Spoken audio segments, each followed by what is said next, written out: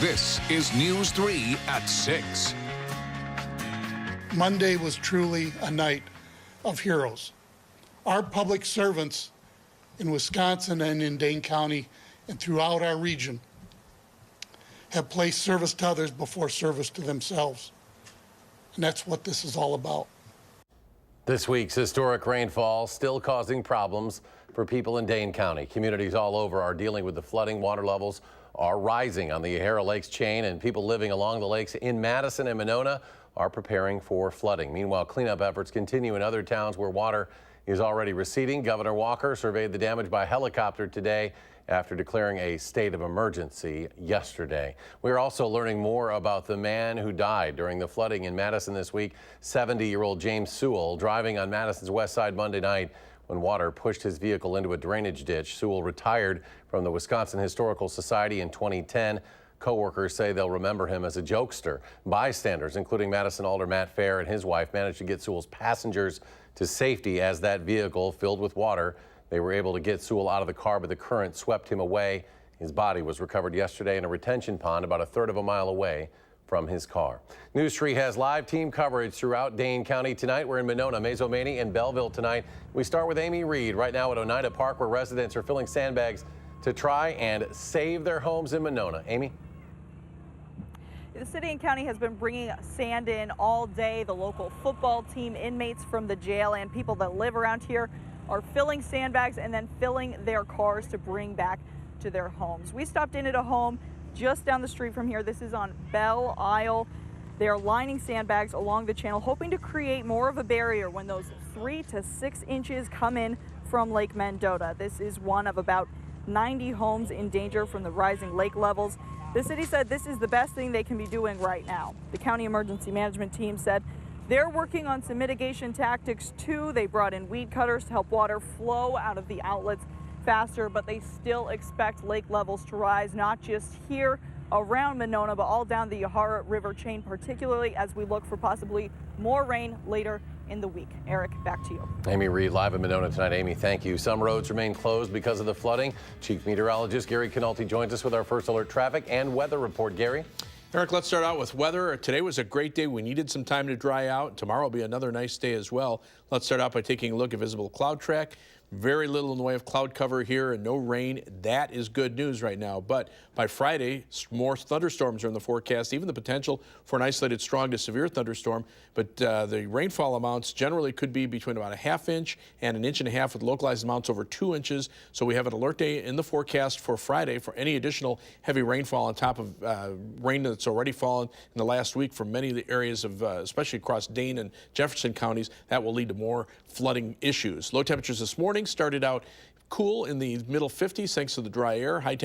Current temperatures are in the mid 70s to around 80 degrees, but those dew point temperatures are remaining low, so it's very comfortable out there.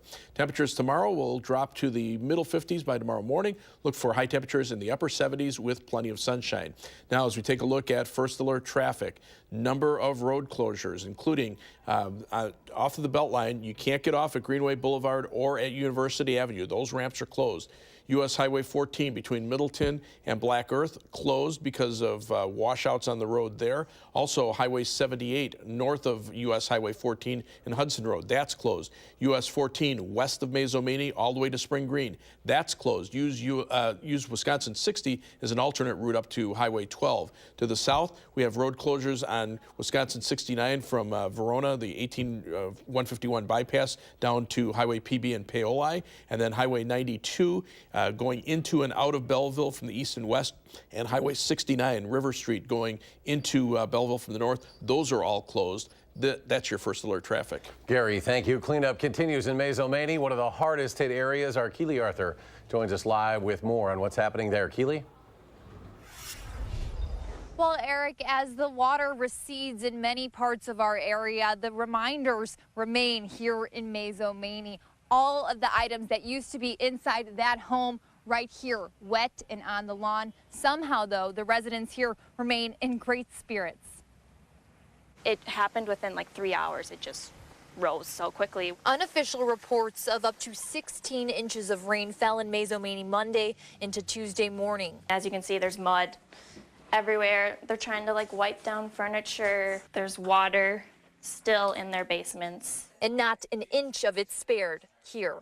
This is by far like the worst house. They're not sure if they can rebuild. They might have to knock down and move somewhere else. While Caitlin Dewar was focused on her great aunt and uncle's home, Everyone just came, didn't even have to think about it. homeowner Pete, a local firefighter, was focused on everyone else.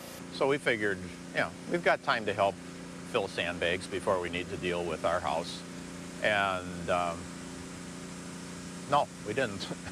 When they arrived back home, they found everything, especially the things most treasured, destroyed. From the obvious. We lost a lot of family pictures that were in the basement. To the objects that you or I might think ordinary. Our dining room table, which was sitting in 10 inches of water, has been in the family,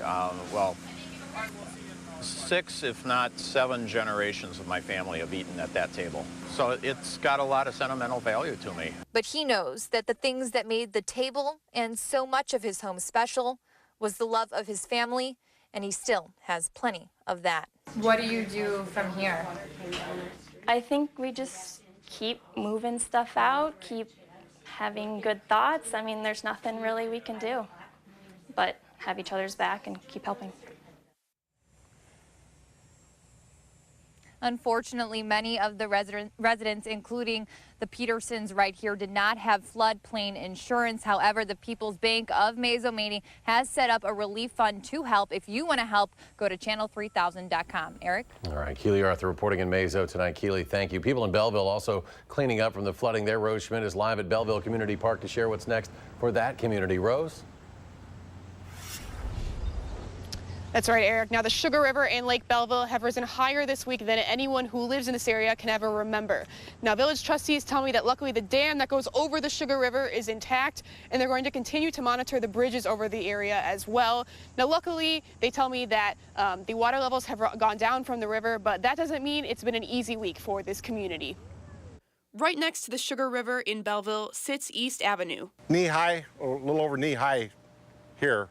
That's where Randy Hinton has lived since the early 80s. He wasn't home when that water rushed through his street this week. Get a phone call and saying we're having a flood down here, and so I drove all the way back from Warren.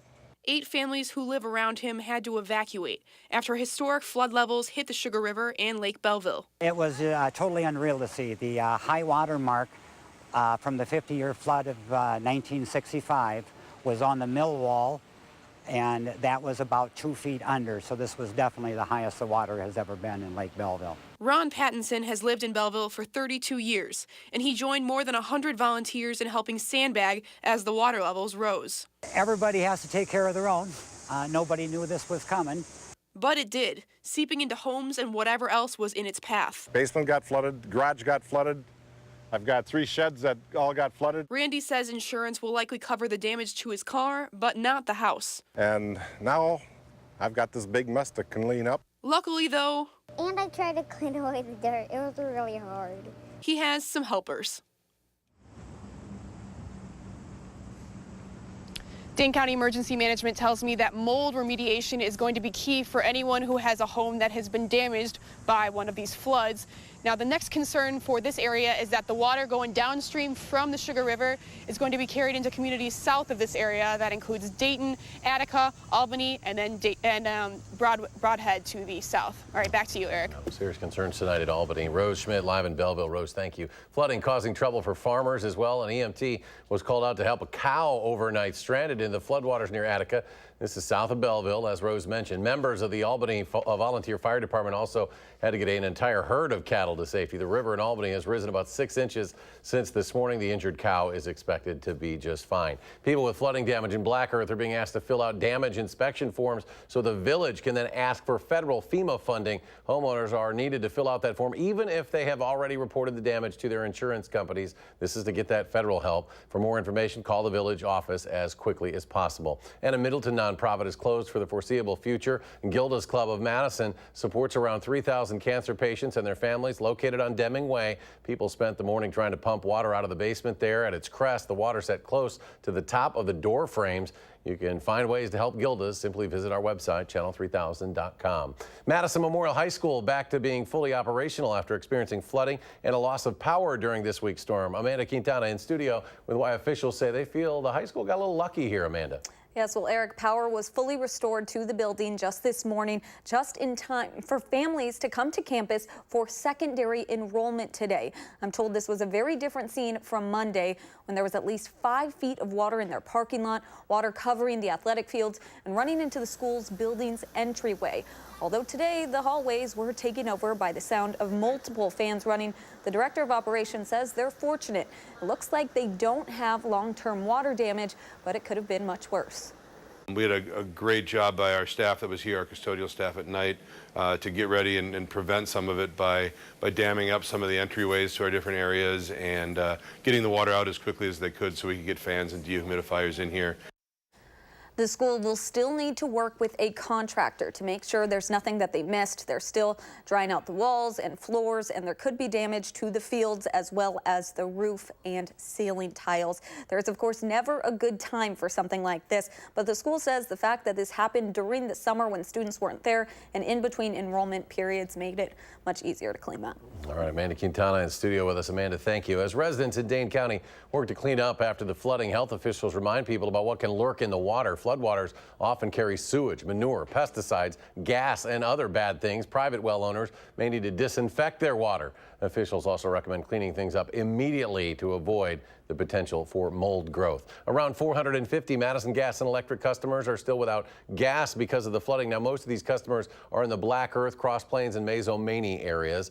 News 3 will continue to spend time in the communities affected by this week's flood. We'll have an update on the conditions in the Madison area tonight on News 3 at 10. Still ahead, a Janesville woman accused of stabbing and killing her former boyfriend and a second wide receiver for the Badger football team now facing suspension. That story next at 6.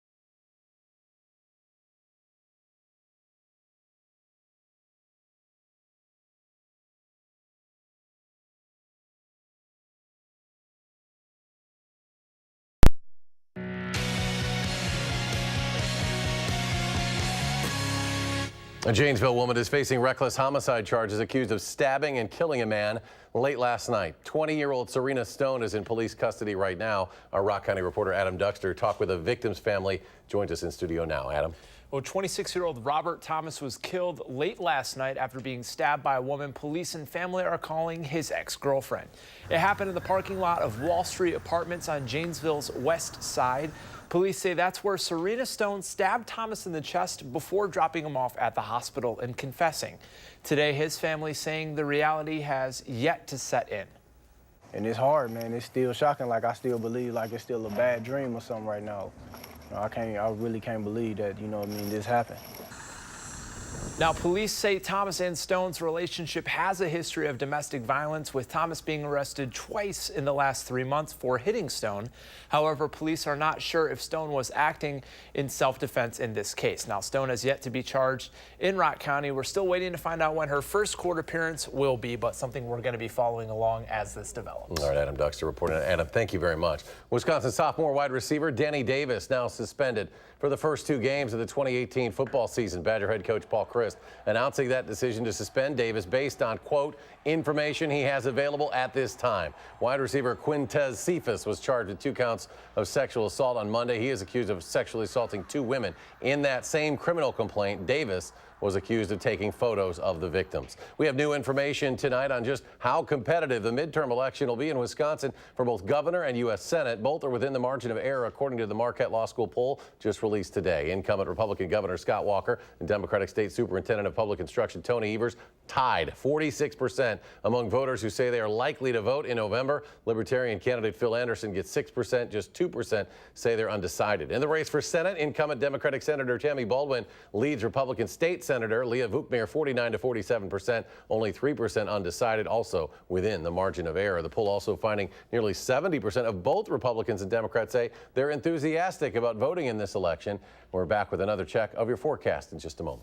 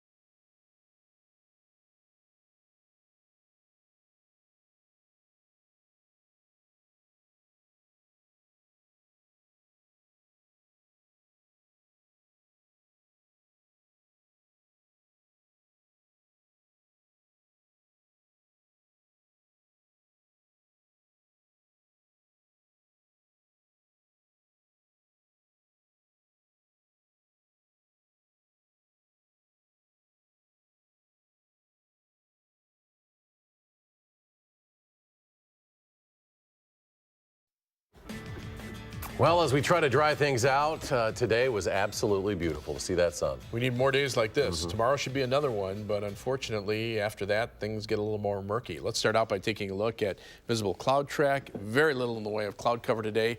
Doppler radar, free of precipitation across the state. But by Friday, the potential is there for some strong to severe thunderstorms, gusty winds and hail being the main threat. But this is for Friday, a slight to marginal risk across much of southwestern Wisconsin.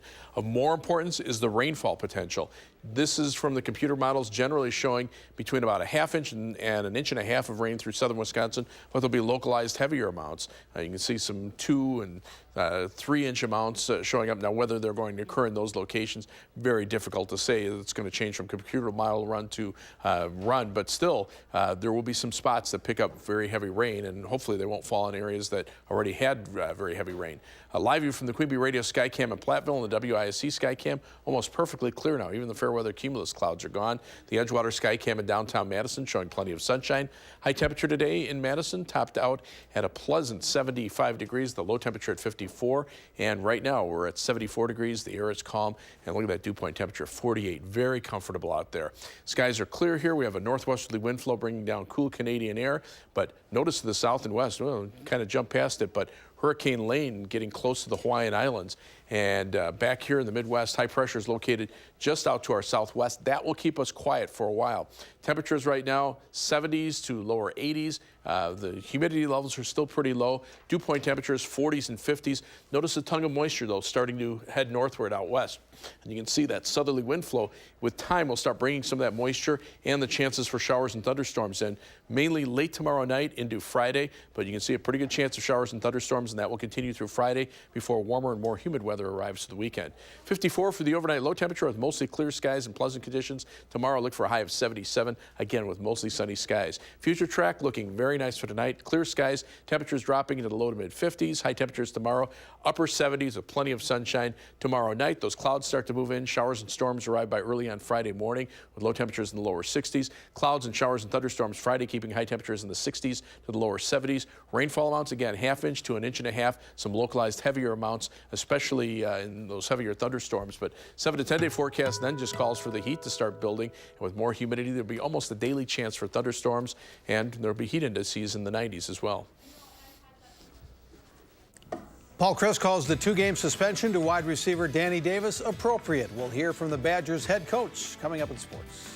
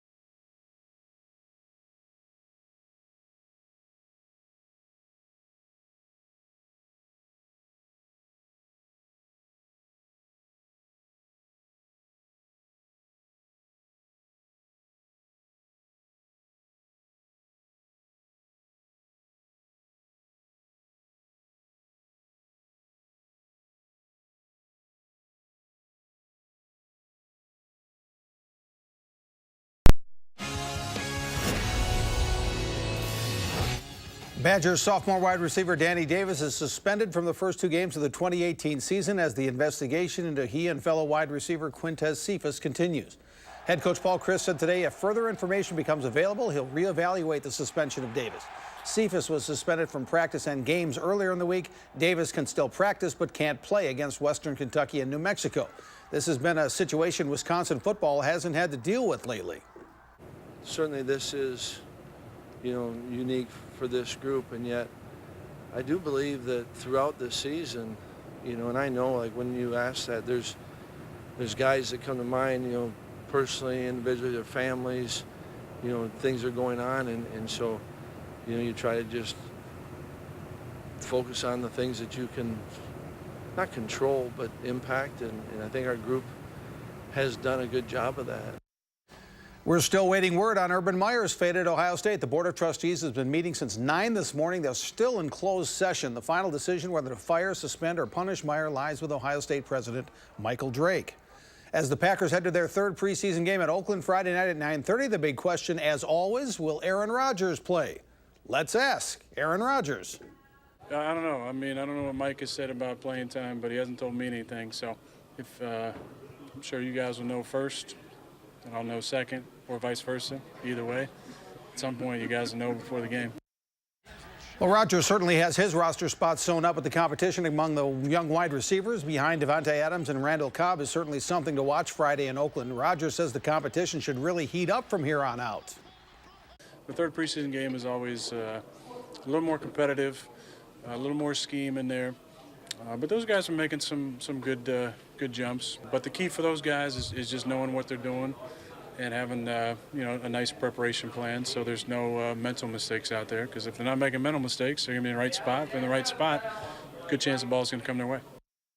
The Prep Mania High School Football Game of the Week features 2 teams that won their openers last week. Middleton and Verona both 1-0 in the Big 8, so someone's going to get first place when they play Friday night live on TVW and live streamed on channel3000.com, 7 o'clock Friday night. The Brewers figured to make hay against the not-so-good Cincinnati Reds, but as Meatloaf once sang, 2 out of 3 ain't bad. By the way, do you know how old Meatloaf is? He's going to be 71 next month. Yeah, Meatloaf is in his 70s. Anyway, the baseball game. There are those that suggest Christian Yelich is a candidate for National League MVP. He might have gotten a few more votes today. 4-for-4 with a home run for Yelich. And when starting pitcher Freddie Peralta is good, he's really good. And he was today. 7 innings, 3 hits, no runs, 2 walks, 7 strikeouts. Final score, Brewers 4, Reds nothing. The Brewers off tomorrow. They'll host the Pittsburgh Pirates starting Friday night. And with the win, the Brewers are now tied with St. Louis, 2.5 games behind the Cubs in the NL Central. The Cardinals are percentage points ahead of the Brewers in the wild card race, but right now St. Louis and Milwaukee hold those wild cards. Could be a nice little interesting finish. Yeah, 33 games left for this season. And Gary Canalti going to Wrigley tomorrow, right? I'm going tomorrow, and I've got tickets for the last game of the season just in case. You never know when it comes down to the wire. And before then, temperatures mid-70s right now, very comfortable. Those dew point temperatures in the upper 40s. We need more weather like that, but the 7 to 10-day forecast calls for showers and thunderstorms, an alert day for Friday, and then more heat and humidity into next week. Looks like we might need you back on Friday, Gary. Thanks for joining us for News 3 at 6. We'll see you at 10. Download the new Channel 3000 app and get alerted on your mobile device the minute news breaks. Wherever you go, be the first to know with Channel 3000.